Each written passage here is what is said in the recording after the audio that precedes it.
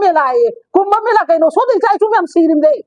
so de sai chu myam sirim de ba yening de ba ko ni noina thadore ba tong thore ba myam do doi tori ba post kari no ba so da kari no oi situation ni Manipur situation kari no khang da bra ba no myam se hekta assembly phang dore ha ba khudin ge hekta smart chen da na kari no ba masida sawi ba to bi da na dhap dharang ki thabak se to si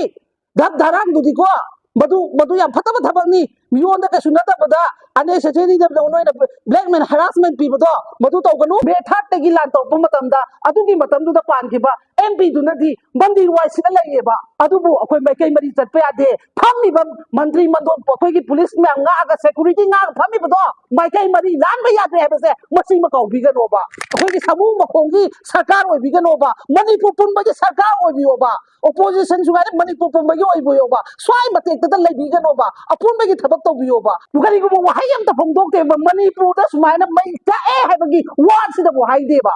adu bo handa ka gi ba ahum ka gi da ani na phongdok pi rak ba do akoi yam appreciate wi adu na handa ki request ni handa su khut pa ra khut lum lo na ra ha jari ba ni akoi na si ango bo se da lai se karai da kali chalu ga lak no ha ba se praja miyam da loi khang ba ni phami ba sarkar da phami ba noi na su khara khang bi ro adu na su bu ba yam leiri ango ba phi se la ga lai ba yam leiri huji ta seng na ha ba da lukha bi ni khang da ba mapuroi ni khal lai ni khang da ba imana bi masa ba bong da leiri mai gi lupa do mang gi da nga si bong thi ba khang da na ma si ayon da hang ne sujata ai se lukha bi ni hai du ra na tra ai se kai hai du no khang da ba mi bong leiri ba ne adu na khoi da dung ba theng na ru ma yam du na pen da na kamal ba bu ngasi kai do bong ami kana gum bin da kai non ta utre hai ro ga court ki da tum chana khare mi ne ba mang gi do kem manung da gi ne ba center ki plan se khoi na khang ye praja na khang ye CSO na khang ye center state ta hai se ba state se chap chap ba fire ba ma lohon se ha ba poto madu hai je ge hai da ngasi gi Imagi Meira gi khoi ma me am na pulaga si press media se tawjabani masida sawi ba to bi da na dhap dharang ki thabak se to si dhap dharang du di ko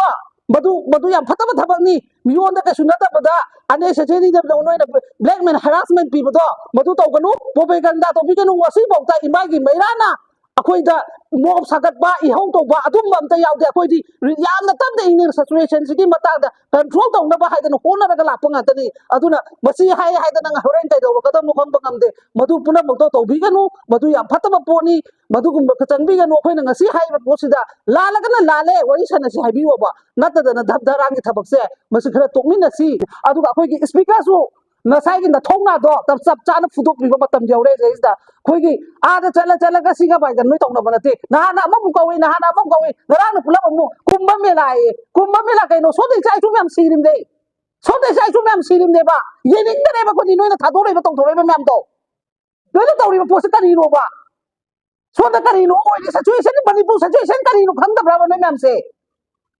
hekta assembly phang dore ha ba khudin ge hekta smart chen da na kari no ba adu ka khoi gi leiri ba praja miyam na marom center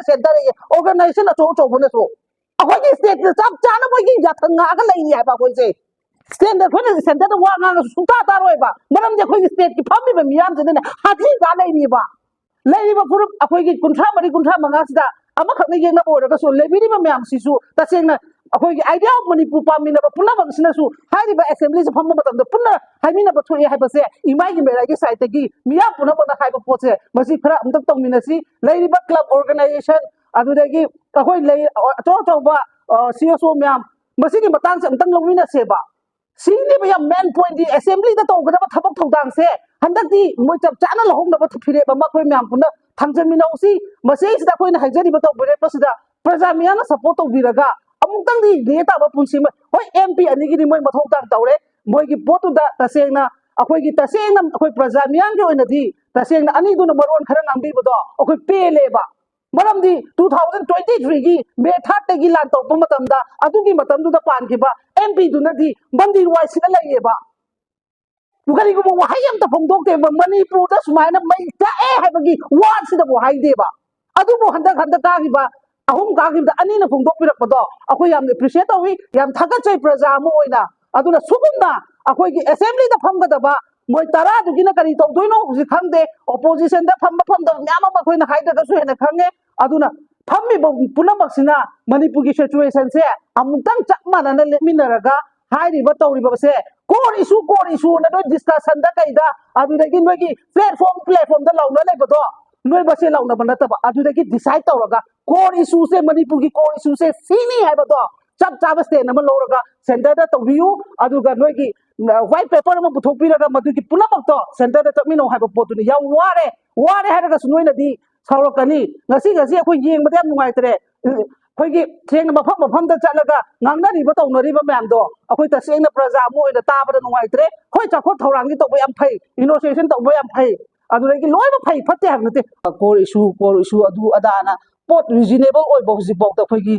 ꯄꯥꯏꯔꯤꯕ ꯁꯔꯀꯥꯔꯁꯤꯅ ꯍꯥꯏꯕ ꯉꯝꯗꯕ ꯁꯦꯟꯇꯔꯅ ꯊꯣꯛꯄ ꯑꯃ ꯍꯥꯏꯕ ꯁ꯭ꯇꯦꯠꯅ ꯊꯣꯛꯄ ꯑꯃ ꯍꯥꯏꯕ ꯁꯤ ꯄ꯭ꯔꯖꯥꯗ ꯑꯩꯈꯣꯏꯗ ꯌꯥꯝ ꯄꯦꯟꯗꯕ ꯑꯣꯏꯔꯦ ꯑꯗꯨꯅ ꯑꯣꯏꯔꯤꯕ ꯀꯣꯔ ꯏꯁꯨꯁꯦ ꯁꯤꯅꯤ ꯍꯥꯏꯕꯁꯦ ꯑꯩꯈꯣꯏꯒꯤ ꯂꯩꯔꯤꯕ ꯑꯣꯄꯣꯖꯤꯁꯟ ꯑꯣꯏꯔꯣ ꯔꯨꯂꯤꯡ ꯑꯣꯏꯔꯣ ꯃꯈꯣꯏꯅ ꯆꯞ ꯆꯥꯕ ꯐꯤꯔꯦꯞ ꯑꯃ ꯂꯧꯔꯒ white paper ama lawraga aduga center da report to pibiu madugi matungina center na bathong tongjarpa tawtaba habado adu khoi nong tanasi huji akhoi state sina lobom thokpa thawdang chap chana lawde habase akhoi ngasi center na ngang thori ba potuna khangba ngambe ba jini da thoki ba thawdok do akhoi gi state ko ena depend to holese kai gi loba akhoi na ngasi center nga ga su center da phana haira ga su state ki sarkar ama leibani da ngasi makta yo kauri ba miyam se yo nahan makta da ama choina ama kaure amom kaure कौरीब पोटुसु मोइगी पालिब ruling द फमिब कांगु गातनेबा पुलप कौबिरगा पुलप डिसाइड तौरगा वरी बताइ दो सनबिबा यादब्राबा नतदना तो ngahalaga mi among pedam kongni ngahala among kongni masi tasengna koi yengbada nuaite yamna pakhatchaba poram oi akoi nadi assembly se laaga apun bagi fire bama longjarani ko haidara khalna leirubani aduna maram oiraga masigi imagi meira na imam yamda masigi press meet se tawbani masi akoi na ngange haidana su leibiriba punamangno waro biganu se akoi gi sakti pairaba khudimangna poro biganu akoi voice se noina nemda da badi honeba nemda ge na khosu leirubane ba tumina leirege ka dawru noina semjara adi tawjarani na adu oireba situation sidadi akoi tumina leiba ngamda ngasi kholaw om tagaleba thangalakani ba kholaw di noina ulaiba character myam dugi matungina dum khoi kholaw di lakane ba lakta ba suya roiba aduna leiba suya chu ato ba myam ma su leire हाइब पोट हुजिक MLA तरासने तौरेब पोट जंत्र मंत्र दा मखोइगी सेपरेट की यूनियन टेरिटरी डिमांड की मोइदि धाना फंबंग ngमग्रबनेबा अदुगो मम्याम दा ngasi एक्शन लोखप को करिगुम बिम त मोइगी तौबम थोप थौदांग तौद लेयेबा अदुगो मम्याम दो तहनबा खंदा बियु नैना बियु नुमी हुमनिगी मतमदि प्रजा मियान की ओइना थंबियु हाइब पोसे ngasi इमागी मेरागी साइड तेगी इमाम याम पुनलगा हाइजैसि खोइ तांग तरा देगी फेब्रुवारी की तांग तरा देगी असेंबली होरगा 24 दा लोइबा नुमी तरा माथोइनिगी moi phamba haiba mifam ama leibaduda khoigi imam yamsina asigi numisida press meet ama tawjaraga leiba khoigi sarkar da leiba opposition oro ruling oro mokoi punamaki lobam thopa thodang haibadi speaker na lobadaba ngasi makta su khoigi ngasi numi mari ni manga ni sida akhoi party khudi mangna tawnareiba pot sarkar da phamba masen da tawnarapa pot opposition da tawba pot praja akhoi gi di moi gi budi hoi politics ni aduni adani harakadi adubu praja akhoi na oibadadi tasena madugi poto tasena hujiki oina fibam siddi uhaningdre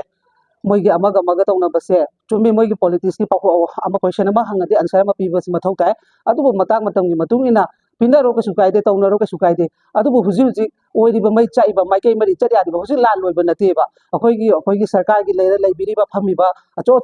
phamiba mayam sinadi huji shanti khre leire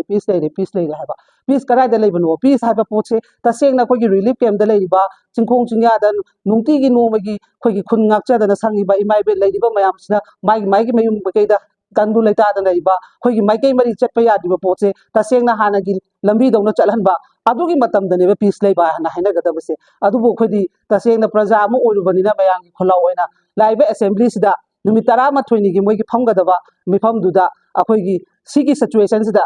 oina khana biraga numi nini natraga humni orasu basida focus bibe hoi shanti oina hingmina si maikei mari chatpa yadri relief camp da imai ben ba mama leidi na han bakta su ahalamba society tawge tawri duni maigi miyam dura kaloboi gi ma phagwa dani aduna maram oiraga assembly fazana follow tawbiu speaker ngasi hujik su ngasi su request tawrisini ngasai gi power fudok biraga achumba fire lepiu haidana ngasi su media gi through da akoi non da request tawjari